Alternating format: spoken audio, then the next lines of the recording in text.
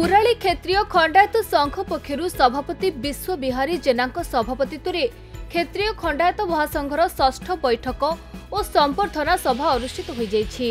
मुख्यतः क्षेत्रीय खंडायत जातिर उन्नति शिक्षा और कर्म क्षेत्र में प्राधान्य देवा सहित आमे समस्ते जाति मोर साथी होई मिलेमिशि अग्रसर हेबा पई संकल्प नेथिले।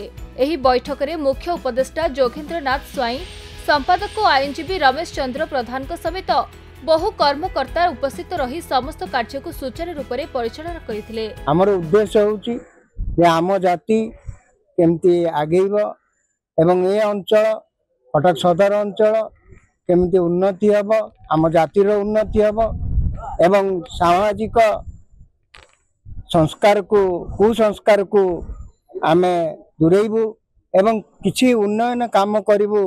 आमे अलग जाति की उदाहरण सृष्टि करिबू जे खंडायत एवं क्षेत्रीय जाति सबु किछि करि पारे। क्षेत्रीय खंडायत सबु क्षेत्र रे अवहेलित होई रहउची एवं निष्पेषित भाव रे अन्य जाति माने हमको अत्याचार करूचंती।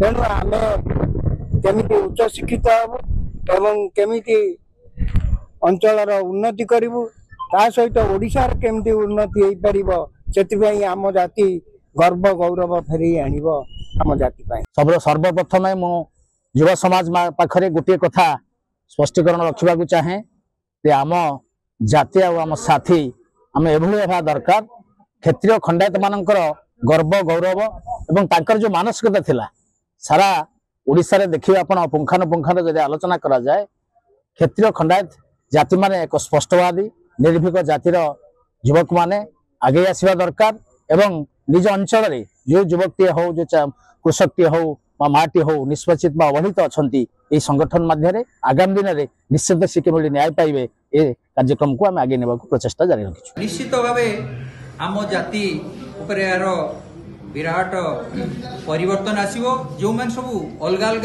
रही अलग अलग गाँ मानक आम तार प्रयास करूचु सब आम जाति को एकाठी करने जमी सारा ओडिशा रे एक जाति एक संगठन रूपे यह गढ़ी तोली हवापाई आम प्रचेष्टा करूछु। एथिरे आम संघर बड़ प्रयास जारी रहिबो। कटकरू आरित कुमार महापात्रଙ୍କ रिपोर्ट खबर ओडिशा।